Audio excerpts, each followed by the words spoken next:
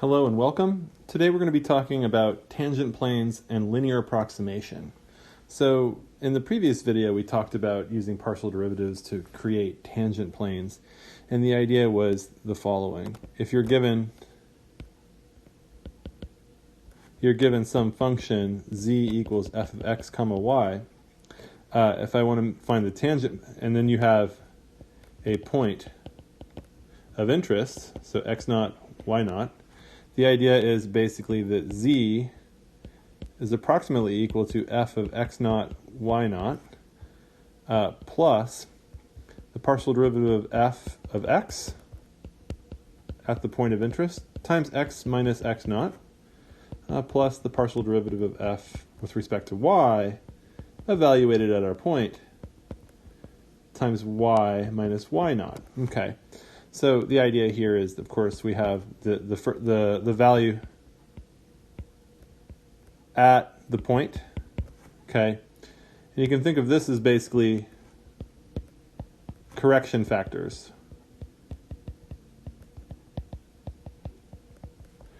When x and y go away from the point of interest, okay?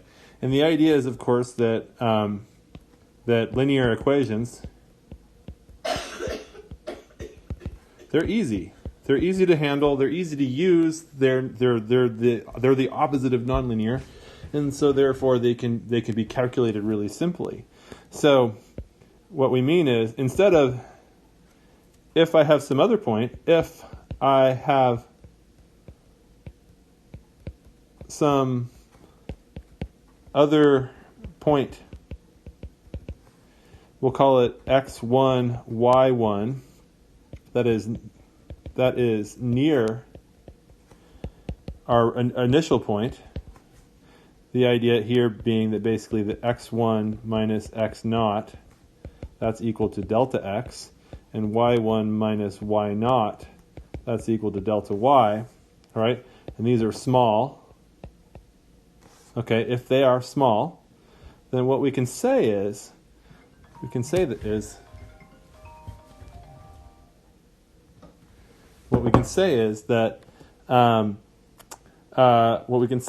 can, instead of computing f at y of x1, y1, which might be hard, instead, use the tangent plane as an approximation. Okay, because again, linear equations are easy to handle. They're easy to use. And so we can use this as our way of starting. So the idea here is that basically f of x1 and y1, that's going to be z actual. All right, but if I take the plane approximation, z approximation is going to be equal to z0. Hold on, let's back up there. We'll call that again. We'll call that f of x0, y0, plus the partial derivative of f with respect to x at x naught times y naught times delta x, right? Plus the partial derivative of f with respect to y of x naught, y naught at delta y, all right? So again, this is now, so z approximate should be close to z actual, provided delta x and delta y are small. Okay, so let's just do an example really quick to show how this works. Let's talk about this function. So our function f of x comma y is going to be equal to x times e to the x times y. All right, and we're going to look at a specific point. We're going to look at the point 1, 0. Okay, that's going to be my x naught and my y naught. Okay, good. All right, And so the point of interest, what we want to compute is we want to estimate z equals f of 1.1 negative 0.1, like that. Okay, that is x1 y1 is equal to 1.1 and negative 0.1. Okay, so clearly delta x is going to be equal to 0.1 and delta y is going to equal negative 0.1. So those are those small numbers there that we're going to use as the correction. So the next thing we have to do, of course, is compute. We need to use this approximation. So the first things we need to do is actually compute these values, the partial derivatives. We've already got the differentials there, the deltas. We also have to compute that. Okay, so let's first compute f at 1, 0. Okay, so that's going to be pretty straightforward. That's going to be 1 times e to the 1 times 0, which is 1. Cool, we've got that. So we've got our first value, and now we're going to compute the partial derivative of x of the function. So we have to take the derivative of this. Right, so of course we always keep y, we consider y a constant while we take this derivative, and this is going to involve the product rule. So we're going to get 1 times e to the x times y plus x times e to the x times y. So that's the derivative where y is considered a constant.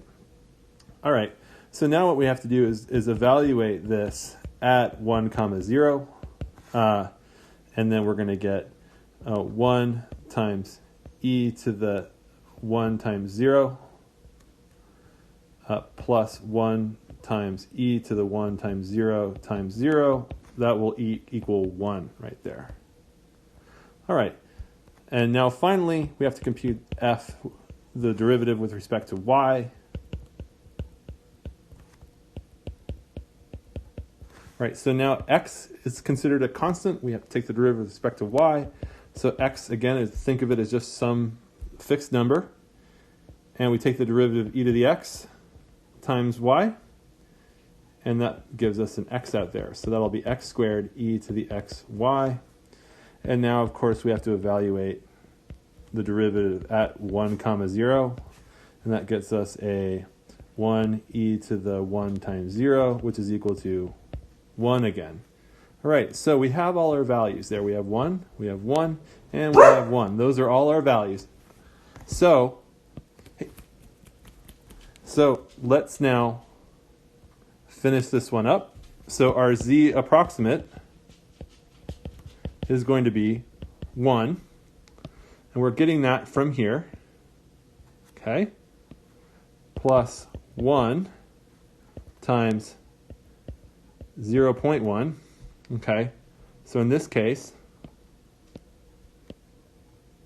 we're putting that in that place, and we're putting that in that place, and then finally, plus 1 times negative 0.1. All right, and that's coming from there, and that's coming from there. All right, so